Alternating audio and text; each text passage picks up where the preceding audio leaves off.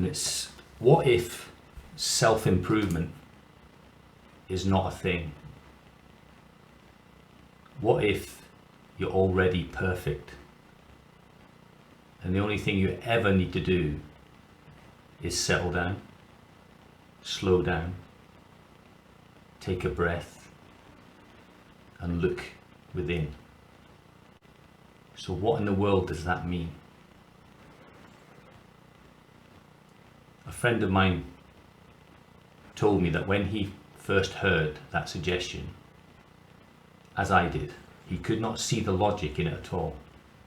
When he looked within, he only found his own chatter.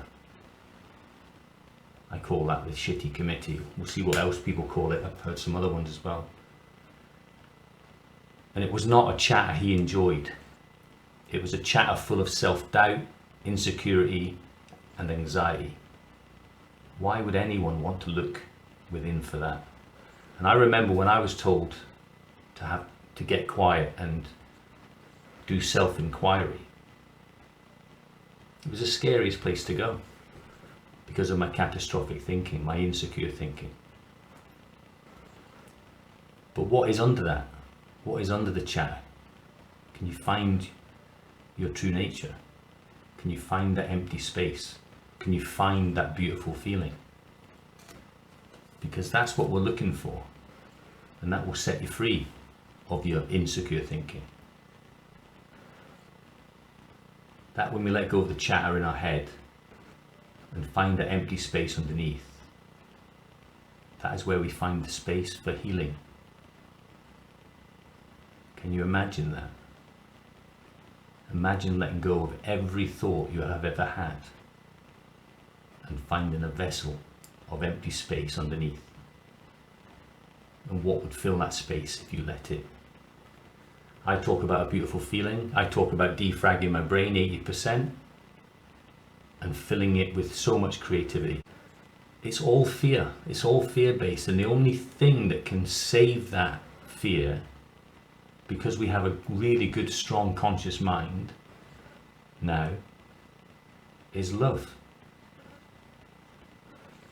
Is love of self, is love.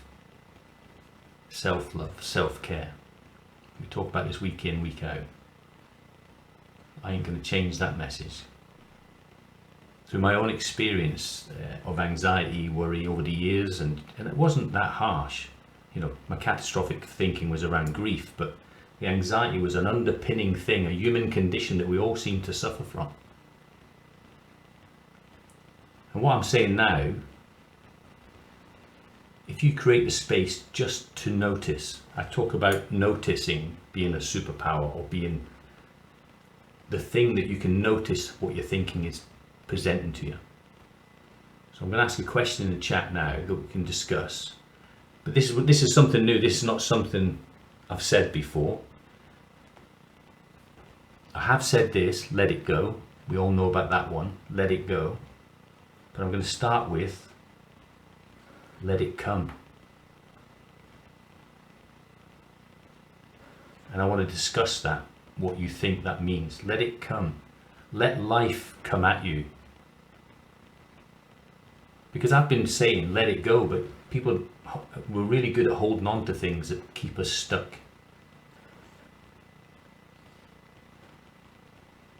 But what if you could actually, once you notice that it's fear driven, you could let, because life is a contact sport, isn't it? Life will come at us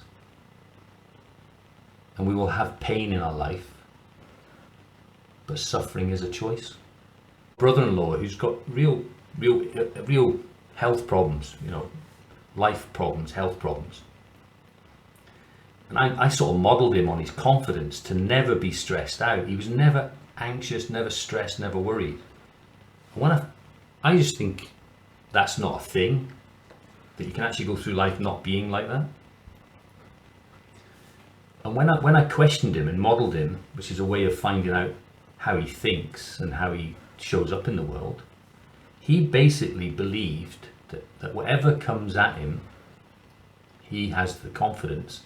Well, it's not even confidence, he just thinks that he can fix it, that he can deal with it. Now I call that responsive intelligence, responding in the moment. And if your head's not full of all the worry and anxiety and the stuff that goes on in your life, and you have that belief, and it is a belief, and a belief is made up of thought, but what a belief to have.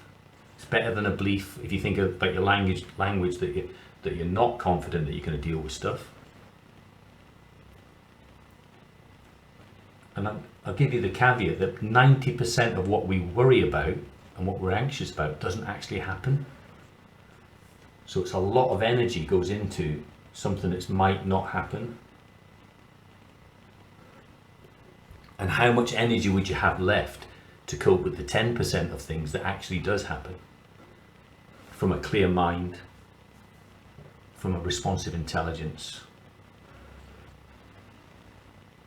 Still speaking to that, if you realize that you've got to this day and you've got through everything that's happened to you, then we're quite resourceful, aren't we? We're quite resourceful.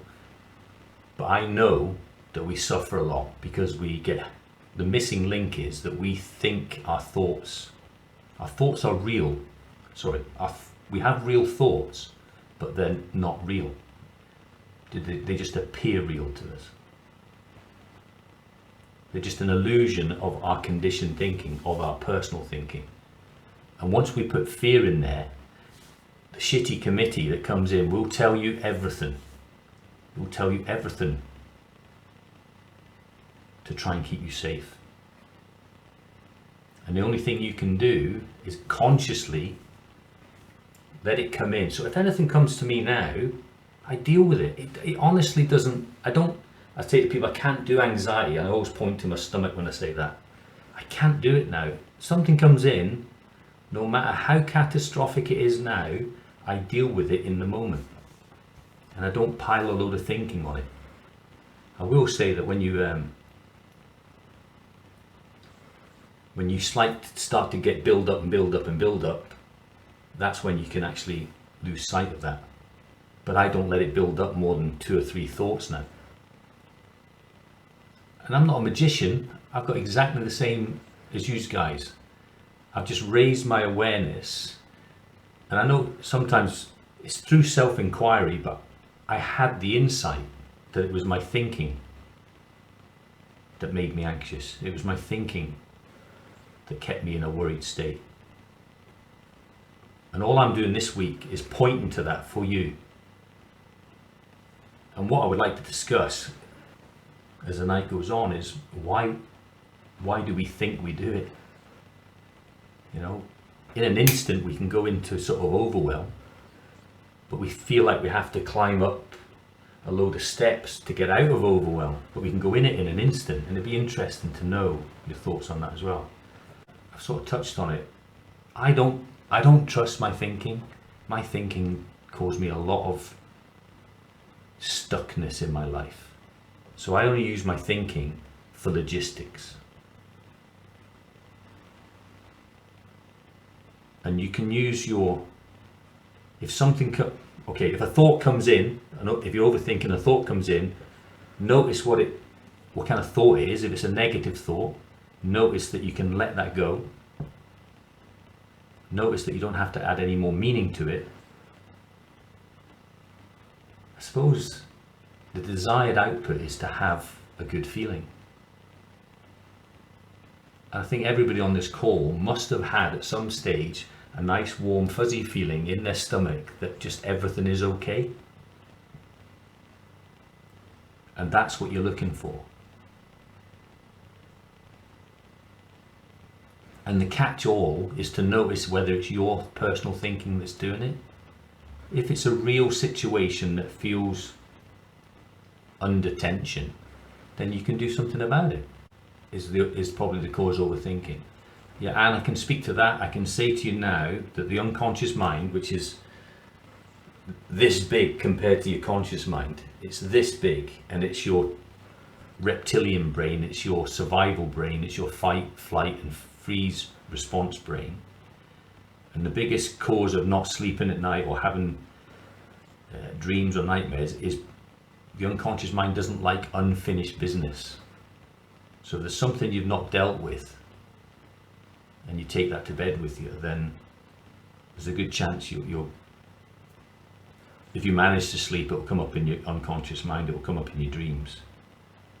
But I wouldn't even be scared of them, because it's telling you, the only reason you have that, again, is because there's a tension between your desired state and your present state.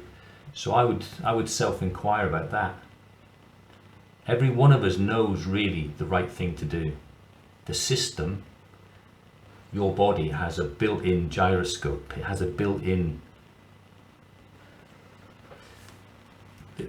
I'll share this. This is a bit weird. I felt that I was vitamin D deficient and calcium deficient.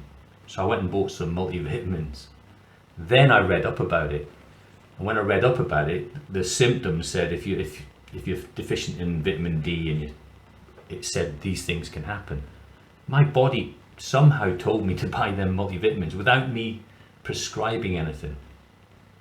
Because I've got such a quiet mind, I know when something's not quite right. And this world is full of distractions, isn't it? We have loads of distractions, and we distract ourselves from the one thing that can help us, and that's a quiet mind. The answer to that is stay present, stay in the now. Tomorrow will come and you'll deal with it, just like all the other tomorrows that you've dealt with. So don't waste your energy. Worrying is like being in a rocking chair. You use up lots of energy. In fact, I've got a quote coming on later on. You're using up lots of energy and you're not getting anywhere.